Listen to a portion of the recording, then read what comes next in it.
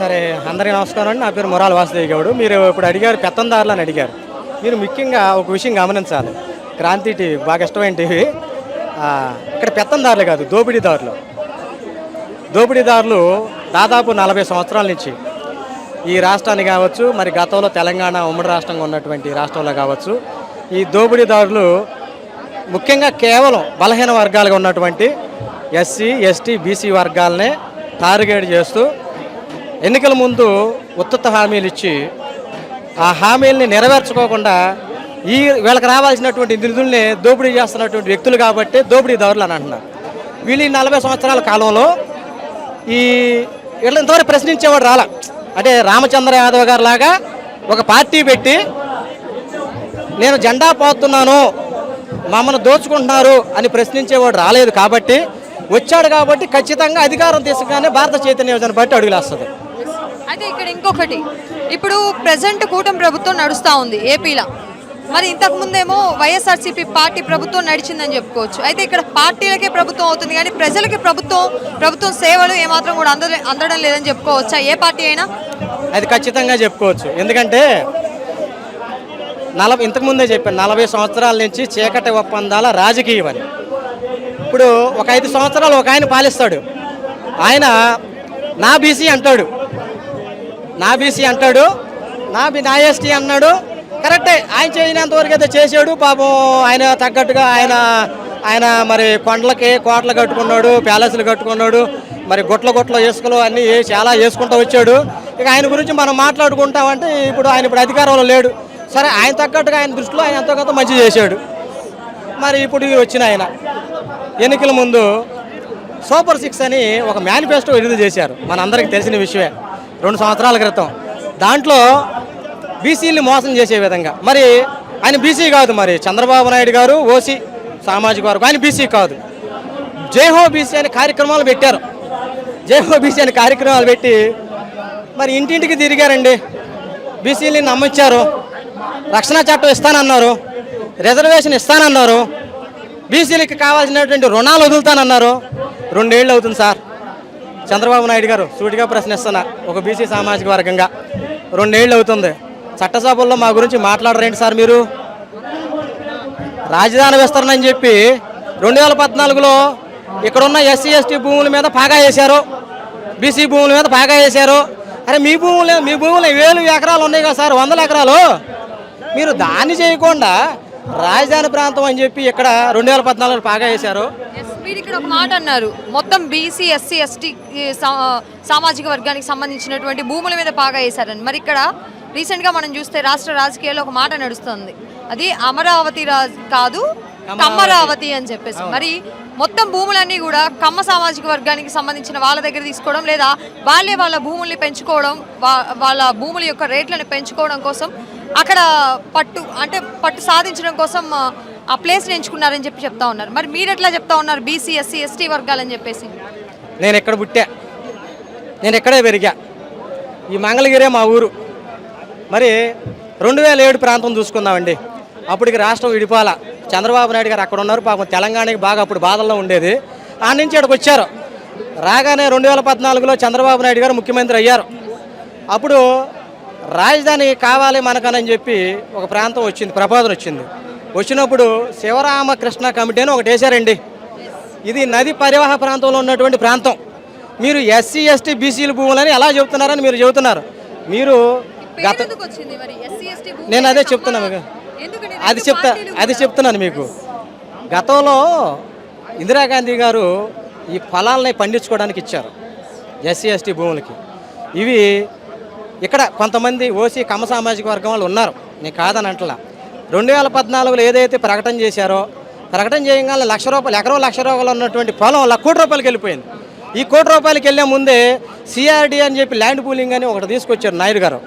తీసుకొచ్చిన తర్వాత వారి బంధువర్గాలకోనో, వారి సామాజిక వర్గాలకోనో, హైదరాబాద్ నుంచి వచ్చి ఇక్కడ కొనుక్కున్నవారు గానో, ఇక్కడ ఈ భూముల్ని పాపం ఏం చేస్తాం, మా బీసీ, ఎస్సీ, ఎస్టీ దోదరులకి మరి ఆర్థికంగా బలహీనలు కాబట్టి. ఇదంతా కూడా ఆంధ్ర రాష్ట్ర మొత్తం భవిష్యత్ కోసం కానీ, లేదంటే డెవలప్మెంట్ కోసం కానీ, వీటి కోసం చేసినటువంటి పనులు కాదంటారా మీరు? ఖచ్చితంగా కాదు. ఎందుకు చెప్తున్నానేనండి, అధికారం వచ్చి 2 సంవత్సరాల తర్వాత రోడ్లు వేస్తానన్నారు కదా, మీరు వెళ్ళి ఒకసారి గ్రామాల్లో చూడండి, రాజావారి చేపల చెరువులకి దారులు పడుతున్నాయి. అంటే మీకు అర్థమవుతుంది ఈ మాట. రాజావారి చేపల చెరువులు అంటే మా సామాజిక వర్గాలకి ఏది మా ఓసి అంటే పాపం వాళ్ళని నేను అనకూడదు, మాకు స్నేహితులు ఉన్నారు, మా కమ్మ సామాజిక వర్గాలకి పొలాలకి తారు రోడ్లు, నాణ్యతమైన తారు రోడ్లు పడుతున్నాయి. కానీ మా బీసీలు, ఎస్సీలు, ఎస్టీలు ఉన్న ప్రాంతాల్లోకి రోడ్లు పడవు. దోమలు మాత్రం చక్కగా పిల్లలు పెడుతున్నాయి, కాలువలు మాత్రం నిండుగా ఉండే. మరి అందరికి మంచినీళ్ళు వెళ్తున్నాయి కానీ మా కాలంలో నీళ్లు పోవట్లా. ఈ డెవలప్మెంట్ పరంగా ఈ రెండేళ్లకు ముందు మరి రెండు పార్టీలు ఏదైతే ఉన్నాయో ప్రభుత్వం హయాం నడిపించుకుంటూ వచ్చినాయి. ఒకటి వైఎస్ఆర్సీపీ అయి ఉండొచ్చు, ఇప్పుడు కూటమి అయి ఉండొచ్చు. కొంతమేర కన్నా కానీ చేంజెస్ లేవా మరి ఆంధ్ర రాష్ట్ర ప్రజలకి? లేవండి, లేక ఇంకా దరిద్రం ఎక్కువ పెరిగింది. ఎందుకంటారా, ప్రశాంతంగా ఉన్నటువంటి ఈ ప్రాంతాల్లో కులాల అల్లర్లు, మతాల అల్లర్లు, ఒక ఆయన కొండ గుండు కొట్టాడు, ఈయన నదులకు తూట్లు పడుతున్నాడు. మీరు వెళ్ళి చూడండి ఒకసారి. ఎక్కడంటే ఈ కట్ట అమ్మంటే చూడండి, ఈ ఇసుక దెబ్బలు లేవు, కొండలు కడతా ఉన్నాయి. మేము ఏ రోడ్డానండి. ఇప్పుడు ఈయన రాజధాని ప్రాంతం అంటున్నాడు కదా.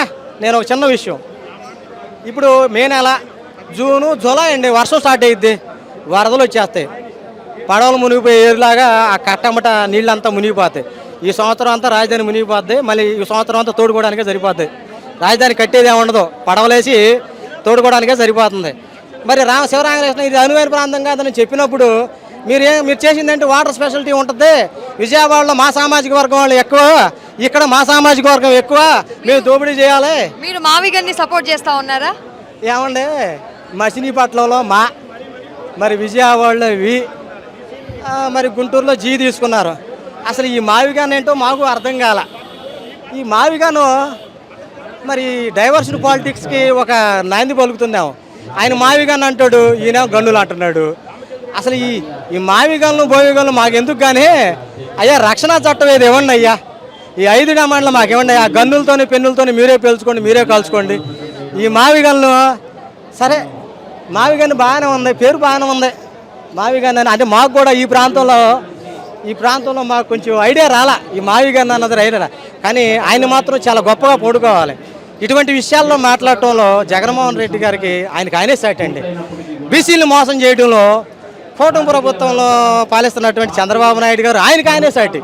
కాబట్టి ఇటువంటి మావిగన్ అనేది ఇప్పుడు ఏ గన్నో మాకు అర్థం కావట్లా. ఇప్పుడు రెడ్డి గారి కన్నా చౌదరి గారి కన్నా మరి నాకు ఇష్టమైన నాయకుడు పాపం ఆయనేమో ఏడో కొండల్లోనో ఆడలో దారి వేసుకుంటున్నాడు. మరి ఆ దారులు ఎందుకు వేస్తున్నారో భవిష్యత్ తరాలకే తెలియాలి. దారుల వల్ల ఏమాత్రం కూడా ఎక్కడో కొండ ప్రాంతాల్లో ఉన్నటువంటి వాళ్ళకి కానీ, గిరిజనులకు కానీ, లేదంటే వాళ్ళకన్నా కనీసం మీరు చెప్పినటువంటి థర్డ్ పర్సన్ ఎవరైతే ఉన్నారో కొంతవరకు బాట వేస్తున్నారని చెప్పుకోవచ్చా? లేదంటే ఆయన కూడా మీరు వీళ్ళలోనే కలపబోతా ఉన్నారా? నాకు పవన్ కళ్యాణ్ గారు చాలా ఇష్టం. ఎందుకంటే మంచి స్పీకరు, ఆయన మాట్లాడితే పూనకు వస్తుంది. నేను కూడా ఒకసారి పూనా, కానీ మరి ఏమైందో పాపం వాళ్ళ వర్గం వాళ్ళని కాపాడలేకపోతున్నాడు. పాపం వాళ్ళ మీద దడుతుంది. సరే, ఇప్పుడు గిరిజన ప్రాంతంలో రోడ్లు అంటారా? ఇంత అడావుడిగా రోడ్లు ఎందుకు పండి అబ్బా? 40 ఏళ్ల కాలంలో పడలేదే? 40 ఏళ్ల కాలంలో గిరిజన ప్రాంతాల్లో వద్దన్నో. మీరు ఒకసారి చరిత్ర వెనక్కెళ్ళండి.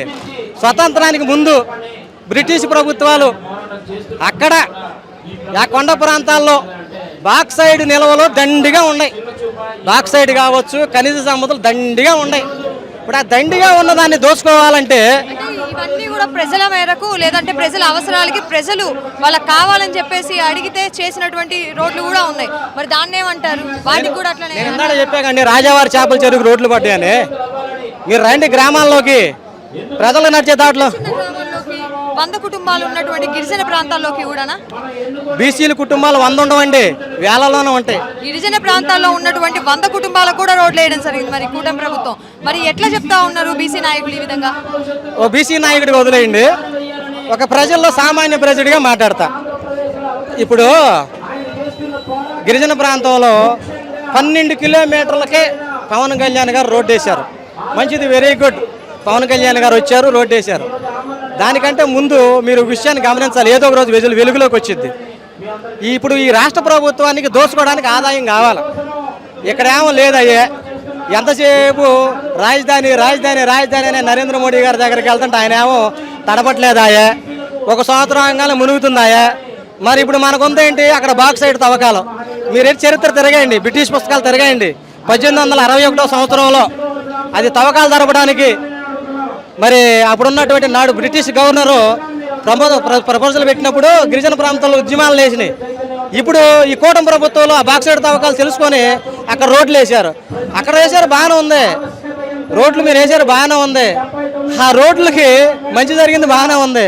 తర్వాత అన్యాయం జరగదని మీరు భావిస్తున్నారా? తవ్వకాలు చేయరని మీరు భావిస్తున్నారా?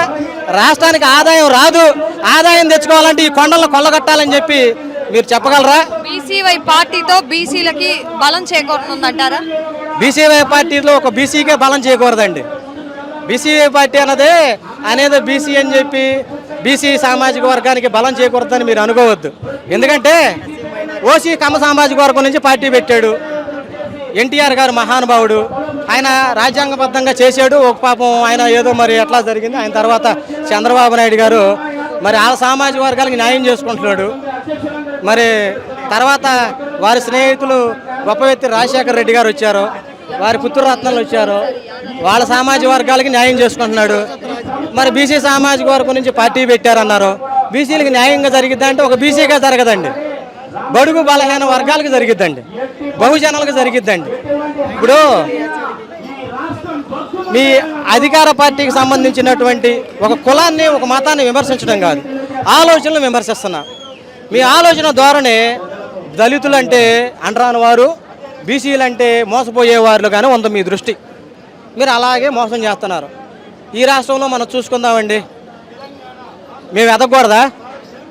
మా రాష్ట్రం నుంచి ఒక బీసీ సామాజిక వర్గం నుంచి ఒక సామాజికంగా ఒక పార్టీ పెట్టి సామాన్యులు రాజకీయం చేయాలి, సామాన్య హక్కులు సాధించాలి అని చెప్పి రామచంద్ర యాదవ్ గారు పోరాటం చేయకూడదా? రామచంద్ర యాదవ్ గారు పార్టీ పెట్టకూడదా? అంటే దొందులాగా మీరే పెట్టుకోవాలా? ఇందులో మీరు ఒకటి చూడాలి, ఒక బీసీ నాయకుడు విగ్రహం ఓపెనింగ్కి బీసీ సామాజిక వర్గానికి చెందినటువంటి అందరూ ఎమ్మెల్యేలు కానీ మంత్రి గారులు కానీ అన్ని పార్టీల్లో ఉండి మరి ఒకే స్టేజ్ మీద ఉన్నప్పుడు రాద్ధాంతం చేశారండి. మంచిది, వెరీ గుడ్. ఒక పార్టీ వాళ్ళు కలవకూడదు, బాగానే ఉంది. మరి మొన్న ఒక మీ సామాజిక వర్గం చెందినటువంటి అమ్మాయి గారి పెళ్ళికి ఎక్కడో తెలంగాణ సీఎం ఎడకు రావడం ఏంటంటే, మీరందరూ వేరే పార్టీ వాళ్ళు కలిసి ఉండటం ఏంటంటే, అంటే మీకు లేని వివక్ష మాకుంటుందా? ఓట్లు వేసేది మేము, సీట్లు ఇచ్చేది మేము, భుజాల మీద ఎక్కించుకునేది మేము, జెండాలు మోసేది మేము, జేజేలు కొట్టేది మేము. మాకేమో వివక్ష, మీకేమో సీట్ల. మీ సీట్లు కదులుతానికి ఒకటి గుణపం దింపుతాకు వచ్చాడు. దింపొద్దంటారా? అధికారం చేయొద్దంటారా? రాజకీయం చేయొద్దంటారా? రాజకీయం మీ వారసులకైనా, మీ చుట్టాలకైనా, మీ బంధువులకైనా మీరు చూసుకోవాలి. మన సామాజిక వర్గంలో మన బంధువర్గాలు ఎంతమంది ఉన్నారని మీరు ఆలోచన చేసుకోండి. ఈరోజు ఈ భూముల్ని ఎంక్వైరీ చేయండి. మీడియా మేము అడుగుతున్నా, రాజధాని ప్రాంతంలోకి వెళ్ళి ఈ భూములు ఎవరయ్యి, ఈ భూములు ఎవరి దగ్గర ఉన్నాయి, ఈ భూములు ఎవరి పేరు మీద ఉన్నాయి ఎంక్వైరీ చేయండి. ఇప్పుడు రాష్ట్ర ఆదాయం కోసమే కదా నరేంద్ర మోడీ గారితో అలాయ్ బాలాయ్ చేసుకుందా? మీరు అలాయ్ బాలాయ్ చేసుకుందా రాష్ట్ర ఆదాయం కోసమే కదా. పవన్ కళ్యాణ్ గారు బీసీలు మోసం చేశారని నేను అనగానే బీసీలకు ఏం జరుగుతుంది పాపం ఆయన అర్థం కావట్లేదని నేను అంటున్నా. అది ఇంకా దాని